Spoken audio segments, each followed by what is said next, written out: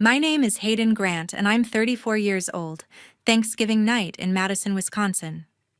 The turkey was still warm on the table when my dad stood up, face red, and pointed at the door. If you're choosing him over family, get out now. Snow was falling hard outside, the kind that sticks to your coat in seconds. He grabbed a duffel shoved in whatever clothes he could find from my old room and threw it at my feet like trash.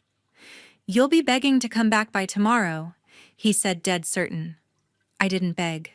I didn't cry. I walked out into the storm and over the next few days quietly shut down every bill, every account, every payment I'd been making in my name for over a decade. And just like that, their comfortable world started falling apart one service at a time. Before I break down exactly how I did it and what happened when they realized they couldn't survive without me, drop your city in the comments and hit that subscribe button if you've ever had to cut off family financially just to reclaim your life. Let me take you back to when it all started in the suburbs of Madison. I was 18, fresh out of high school, when I first sat down at the cluttered desk in the back office of my dad, Melvin Grant's irrigation supply and installation company. He'd started the business from nothing a decade earlier, hauling pipes and sprinklers out of a rusty van, and now it was finally turning a profit. Mom Joanne Grant handled the social side, schmoozing with homeowners at local events while Dad brought in the contracts. My younger sister, Aspen Grant, 4 years behind me, was already talking about becoming a photographer, snapping pictures with a cheap camera Dad bought her for Christmas. And my younger brother, Colton Grant, 9 years younger, spent his days playing video games instead of helping out. Dad called me into the office one evening after dinner. "Hayden, you've got to head for numbers," he said, sliding a stack of receipts across the table. "Start entering these into the spreadsheet. It'll build character."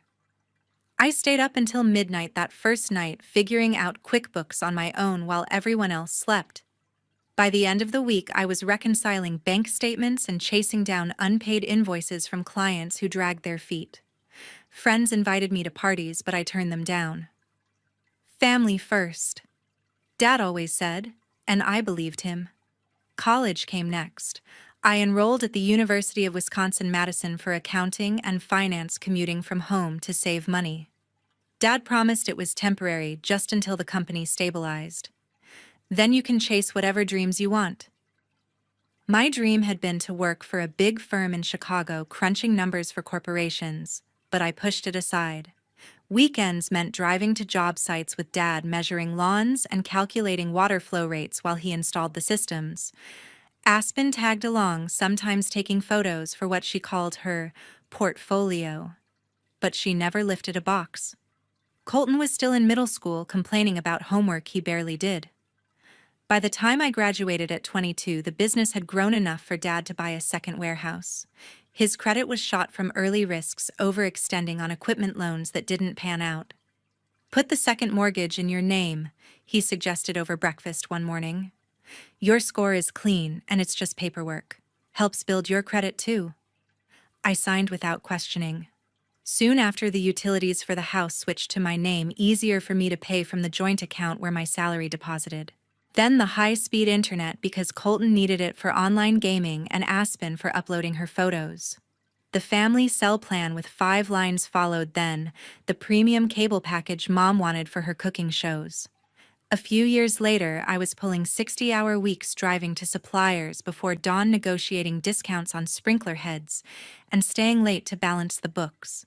My paycheck barely above entry level, even though I was essentially the CFO. "We're family," Dad reminded me whenever I hinted at a raise. "We don't nickel and dime each other." Mom patted my hand at Sunday dinners. "We're so lucky to have you handling everything." Aspen would breeze in, asking for a few hundred for new lenses or a weekend workshop that would boost her brand. If I hesitated, Dad stepped in. "Don't be tight. Family supports family." The entanglement deepened without me fully realizing. Aspen's car lease went under my credit when her freelance gigs weren't steady enough for the dealer.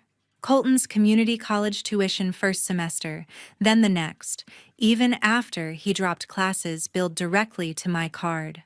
Mom's gym membership, the one with personal trainers and sauna access auto-drafted monthly. Home insurance, property taxes on the expanded lot, even the security system Dad installed after a break-in at a neighbor's, all in my name. I paid from the business account I managed, telling myself it was investment in our future. Over the next 5 years, I tracked it loosely at first, then more meticulously as the numbers climbed. $87,000 in direct contributions beyond my undervalued salary, trips for Aspen to photography conventions in Minneapolis, gear upgrades for Colton when he briefly tried streaming games, kitchen gadgets Mom saw on late-night infomercials. Another $23,000 in utilities and mortgages that kept the lights on and the roof over their heads. I skipped vacations, drove a 10-year-old sedan while Aspen leased a new SUV, and put off certifying as a CPA because there was always a crisis at the company. Dad expanded again, taking on bigger residential developments in new subdivisions springing up around Madison. I handled the bids, forecasted cash flow, and smoothed over delays when parts arrived late. "You're the backbone," he told me during a rare, quiet moment in the warehouse, but partnership equity never on the table. I was salaried help, indispensable yet replaceable in his eyes. Aspen popped in occasionally for checks, Colton texted from his room for gaming subscriptions, and Mom planned family outings I funded but rarely enjoyed. By 29, the weight settled in during quiet drives home. I'd pass billboards for accounting firms downtown, wondering what my life could have been in Chicago. But guilt crept in fast. Dad's stories of starting with nothing, Mom's subtle reminders of sacrifices they'd made raising us. Aspen was pursuing her passion. Colton was finding himself. I was the reliable one, the one who made it all possible. And for years that felt like enough. Fast forward to my early 30s. I attended a local irrigation tech conference at the convention center downtown, one of those all-day events with booths showcasing smart controllers and app integrations. That's where I met my boyfriend, Knox Walsh, a software developer specializing in remote irrigation systems.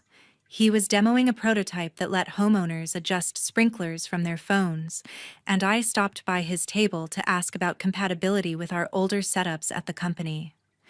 We ended up chatting through lunch about efficiency algorithms and water conservation credits, nerdy stuff that actually excited me after years buried in spreadsheets. A few dates in Knox came over to my apartment for the first time. I was sorting mail on the kitchen counter and he glanced at the stack. "Why are all these bills addressed to you?" he asked, picking up the electric statement. I laughed it off at first, explaining how everything funneled through me for easier tracking, but he pressed gently. "Hayden, this isn't just utilities. There's a car lease here for an Aspen Grant, health insurance for 4 adults, even a gym membership under Joanne Grant. That's not normal." His tone stayed calm, no judgment, just concern. That night, after he left, I pulled out my laptop and started a new Excel file. I logged into every online account I could remember, banking portals, utility sites, insurance dashboards. The picture that emerged over the next hour made my stomach twist. The high-speed internet plan upgraded twice in the past year for Colton's endless gaming sessions, and Aspen's large photo uploads clocked in at over $200 monthly. Aspen's SUV lease, the one she drove to casual shoots around town, auto-drafted $450 each time. Health coverage for the whole family, Dad's checkups, Mom's routine visits. Colton's occasional urgent care when he ignored warnings about energy drinks totaled nearly $1,000 a month in premiums I covered through the business. Mom's gym membership wasn't the basic plan anymore.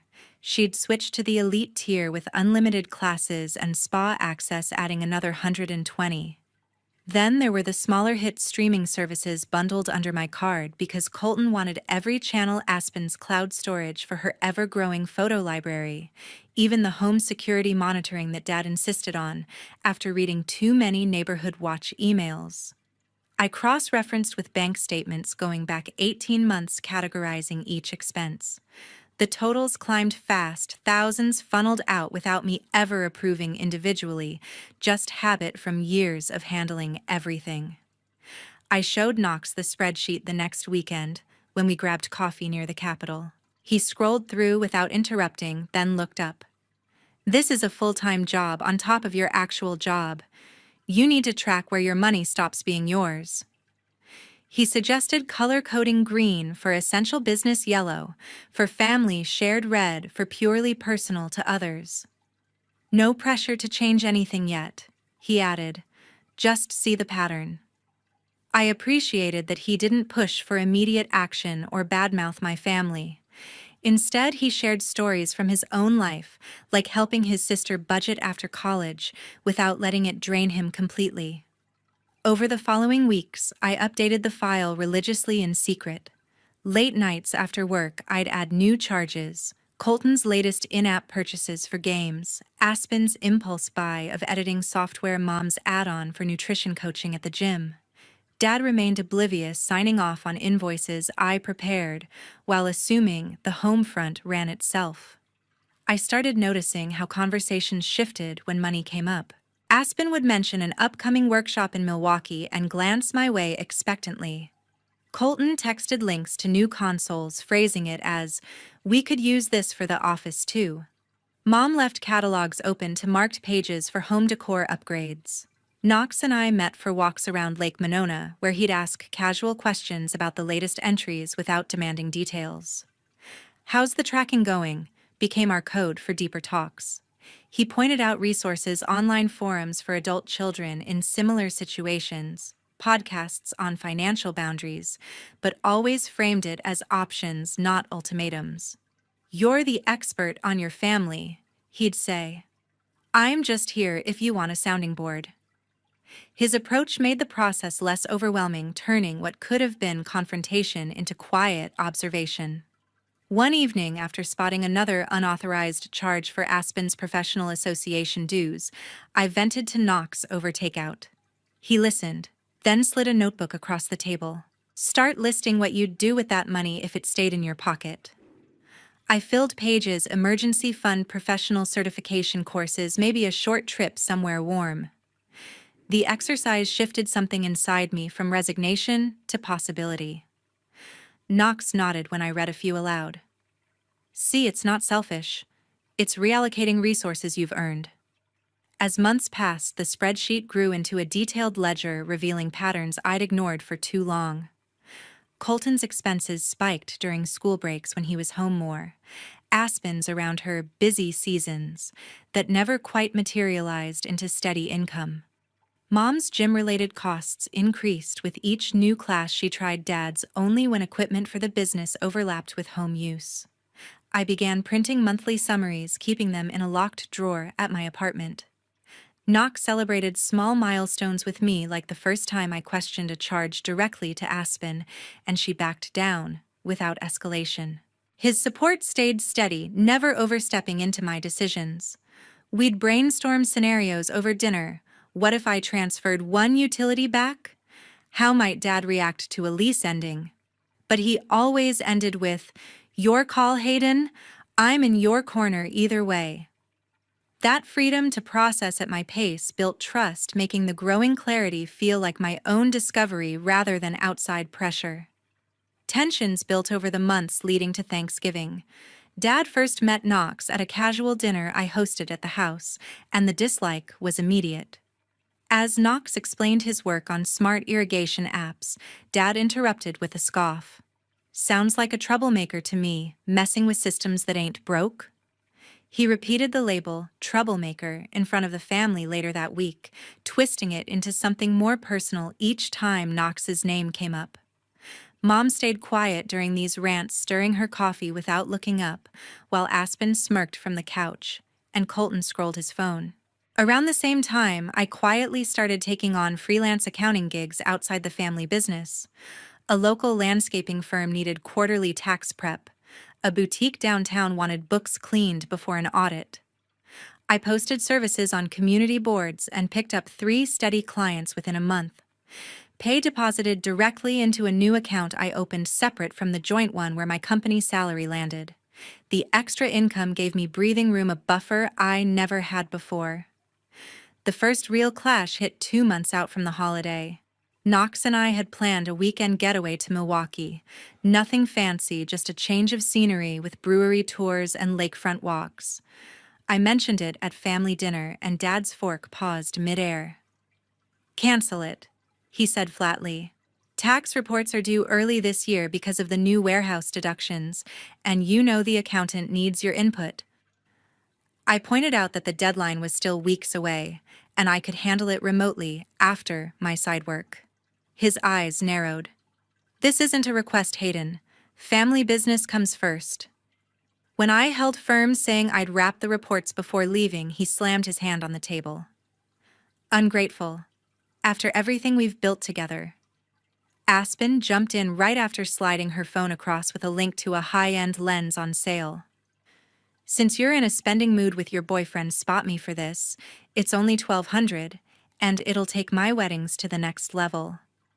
I reminded her that her last investment in lighting gear sat unused in the garage. She rolled her eyes and laughed under her breath, a sharp sound that cut through the room. I paid for the lens from my freelance earnings that night, not out of obligation but to avoid escalation while I built my exit fund. Mom glanced at the catalog in her lap but said nothing. Dad backed Aspen immediately. "If you can afford trips, you can afford to help your sister. Ungrateful attitude lately." Colton waited until the next morning, cornering me in the kitchen before I left for the office.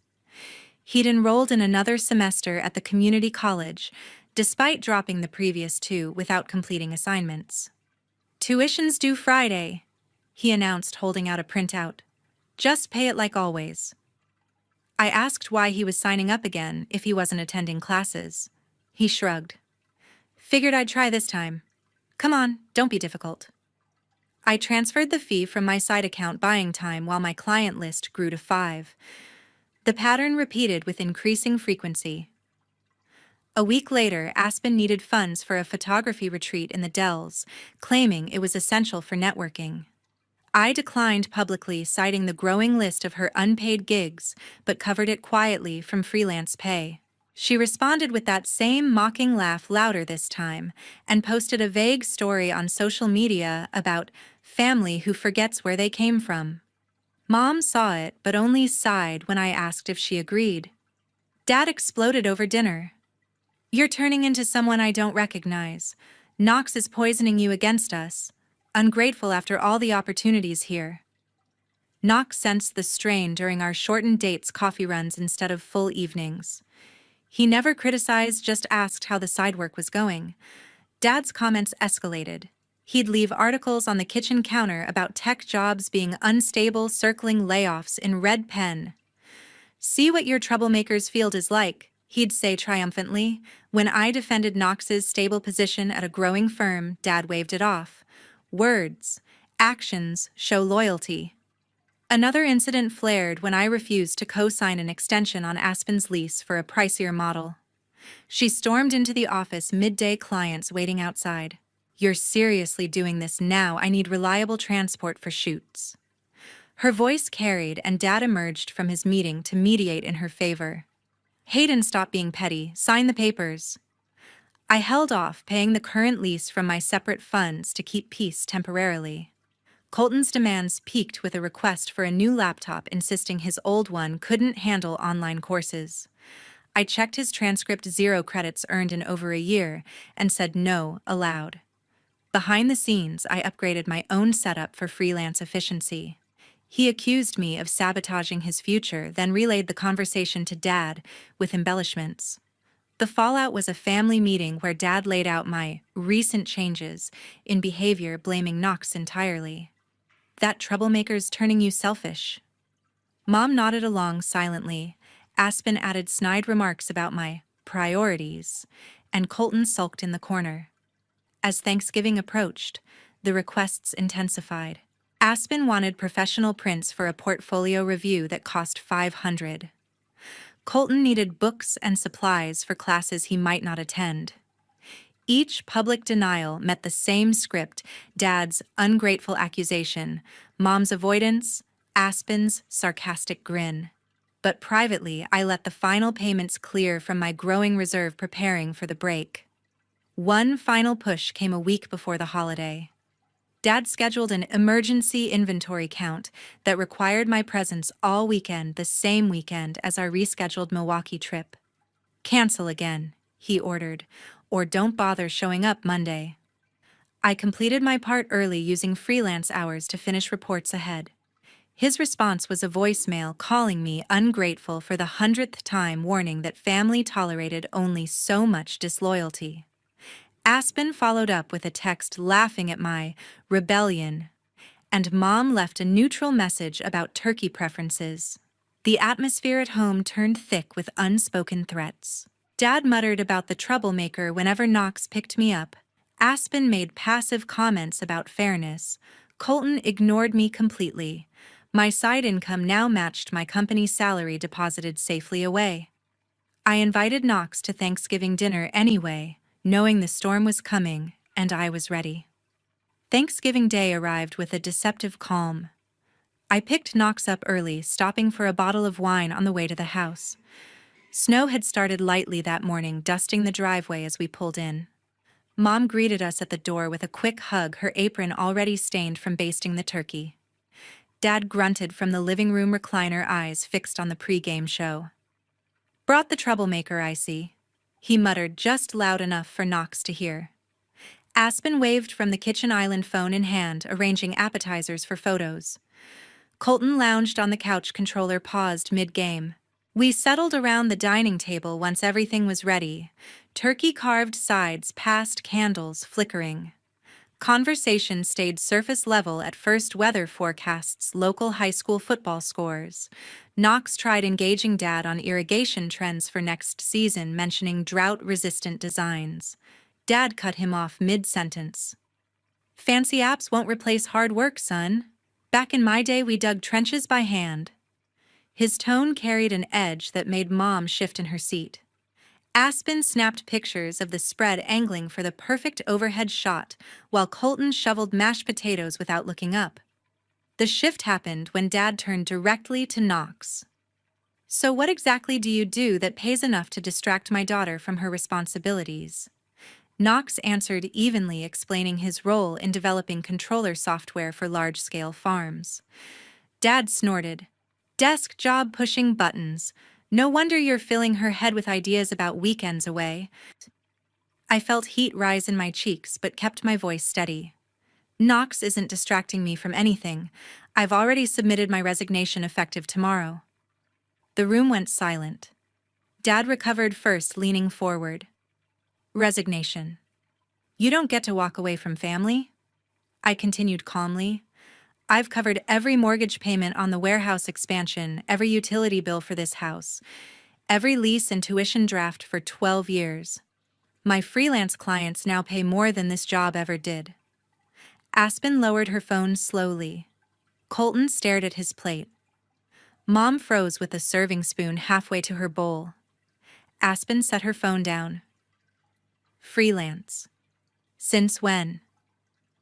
I listed the landscaping firm, the boutique, 2 restaurants, steady contracts built over months. Dad's face darkened. "You're throwing away everything we built." I recited specific expenses: the roof repair last spring, Aspen's camera insurance, Colton's gaming rig labeled as office equipment, all from accounts I managed. I've enabled it all. No equity, no partnership, just endless drafts. Dad pushed back his chair with a scrape. "Enough. You're embarrassing the family in front of your guest." Knox spoke for the first time since the app's comment. "She's stating facts, not embarrassing anyone." Dad whirled on him. "Stay out of this, troublemaker. This is between blood." Aspen picked up her phone again, filming discreetly under the table. Colton muttered about needing money regardless. I stood chair legs, scraping the floor. "The facts are, I've outgrown this role." Dad's volume rose to match. "You owe us. We gave you a job when no one else would." The argument spiraled, his accusations of betrayal, my calm breakdown of contributions versus compensation.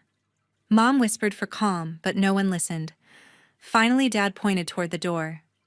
If this is how you repay us, get out. Take your troublemaker and don't come back until you apologize properly. Snow whipped against the windows now visible through the glass. I grabbed my coat from the entry hook. Knox followed without a word. Dad disappeared upstairs, returning with a duffel stuffed haphazardly sweaters, jeans, toiletries from my childhood bathroom. He thrust it at me in the foyer. Everything you need. Don't return without groveling. Aspen filmed from the hallway, her smirk captured in the mirror's reflection. Colton called out lazily, "Guess the money stops now, huh?" Mom stood in the kitchen doorway, arms wrapped around herself, saying nothing as Dad opened the front door. Cold air rushed in, carrying thick flakes that melted on the threshold. "Out," Dad repeated. I stepped onto the porch, Knox behind me. The duffel landed at my feet with a thud. The door slammed, lock clicking into place. We stood in the swirling snow streetlights, casting orange glows on the accumulating white. Knox brushed flakes from my shoulders. "My place is 10 minutes away." I nodded, picking up the bag. My resignation email was already scheduled to send at midnight, official severance from the family business. The fallout began immediately. 2 days after Thanksgiving, I sat at Knox's kitchen table with my laptop open to the internet provider's portal. Colton had mentioned during a rare text exchange before the blow-up that he had a major online exam scheduled for that afternoon, makeup for one he'd missed earlier in the semester. I logged in, navigated to the account settings, and selected Disconnect Service effective now. The confirmation email arrived within minutes. My resignation had gone through at midnight. I was no longer tied to the company's financial ecosystem. The first call came from Dad less than an hour later. His voice boomed through the speaker before I even said hello. "What the hell did you do to the internet?" Colton's exam just crashed mid-question. I let him rant about deadlines and irresponsibility until he paused for breath. "I sent warnings weeks ago via email. Transfer the bill or it stops." My role here ended with my resignation. He dismissed it as bluffing and demanded I fix it instantly. When I refused, he threatened to report me for sabotage. The line went dead after I hung up. Colton tried next, his voicemail a mix of panic and anger. "The proctor flagged me for disconnection, automatic fail. Turn it back on." Follow-up texts flooded in accusations of ruining his GPA promises to pay me back someday. Aspen joined with a group message including Mom calling the move petty and timed perfectly to hurt Colton. I forwarded the chain, the prior email thread dated 3 weeks earlier, outlining that non-essential services would transfer by month's end unless reimbursed. No responses after that initial barrage. A week passed in relative quiet at Knox's apartment. I focused on scaling my freelance clients, adding a construction subcontractor and a nonprofit needing grant reports, while Knox handled his remote meetings. Then came Saturday prime wedding season, even in winter for indoor venues. Aspen had booked a high-profile ceremony at a downtown hotel, the kind with a big deposit and referrals on the line. I accessed the lease company's site, confirmed the vehicle in my name, and initiated repossession for non-payment, technically accurate since the last draft failed, after I removed my card post-resignation. The tow truck arrived as Aspen loaded her gear into the SUV outside the venue. She called screaming background noise of bridesmaids and photographers chaotic. "The car's being taken right now. I'm in heels in a parking lot." I reminded Herm of the email notice about transferring the lease by December 1st. She claimed she'd been too busy to read it, then switched to pleading about her reputation. Dad got on the line, somehow yelling about embarrassing the family in public. "Clients are watching this circus." Threats followed legal action, bad reviews for my former employer. Texts escalated that evening, Aspen sending photos of the empty parking spot, Colton chiming in about how this proved I never cared. Mom sent a single message asking if we could talk calmly. I blocked the family group chat and individual numbers one by one, the silence that followed almost deafening after years of constant pings. 2 weeks later, I canceled the remaining personal services still in my name: home, internet cell plan, add-on streaming bundles. I sent final notices via certified mail. Account will close in 5 business days unless transferred. Dad called from the office line at dawn, voice hoarse. The bank flagged our insurance renewal, said the policy lapsed last month. He scrambled to reinstate it himself, but premiums had spiked without my business discount. The domino effect hit: delayed vendor payments, bounced checks, clients pulling back. Aspen left voicemails from a friend's phone crying about her towed car still impounded and fees piling up. Colton sent emails from his school account threatening to drop out entirely if things didn't normalize. The harassment peaked that afternoon. Unknown numbers rang non-stop, Dad using the office line, Mom from a neighbor's phone. Messages ranged from fury to bargaining promises of equity discussions, apologies for Thanksgiving if I'd just restore services. I forwarded each to my new personal email documenting dates and times, then blocked the sources. Knox suggested a no-contact app that auto-rejected anything not in my contacts. I installed it without hesitation. By evening, the house phone still somehow in my name until transfer rang off the hook at Knox's place, where I'd forwarded calls temporarily for monitoring. Dad's final voicemail devolved into threats of changing locks on the warehouse, claiming my access codes. I disabled remote access from my end, locking him out digitally until passwords reset. The realization hit them gradually: no internet for streaming or school portals, no vehicle for Aspen's gigs, no business discounts or bundled plans, and no Hayden to fix it. January brought the collapse. The lost contract snowballed into canceled orders from smaller clients who heard about the insurance lapse. Dad scrambled for bridge loans, but banks demanded personal guarantees he couldn't meet without the house equity. By mid-month, the property hit the market, a rushed listing with photos taken before holiday decorations came down. Offers came low, reflecting the urgent sale tag. They accepted one just above break-even, closing scheduled for late February. Packing started in chaos. Mom sorting decades of accumulated items, Aspen complaining about space for her equipment, Colton hauling boxes only when threatened with no ride to friends' houses. The move to a 2-bedroom condo in Middleton happened in early March, a downgrade with shared walls and coin laundry. Dad took the smaller room as an office, stacking irrigation catalogs on a folding table. The business operated from there, temporarily, phone lines forwarded to his cell. Mom set up a crafting corner in the living area, listing handmade garden signs on Etsy under a new shop name. Sales trickled in enough for groceries, but not utilities, which now bounced for insufficient funds.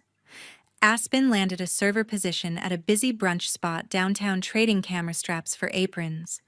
Tips varied with weekends, but she worked doubles to cover impound fees and a used compact car bought outright.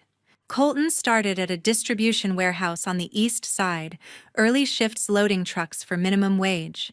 He complained about sore muscles in texts to mutual friends, but the job stuck no more, dropped classes or gaming marathons. A letter arrived in April, handwritten on plain paper, postmarked from the condo. Dad's scrawl apologized for the harsh words at dinner, claiming stress from the deal falling through. He asked for a meeting to clear the air and discuss getting services restored. I marked it return to sender without opening, fully dropping it at the post office.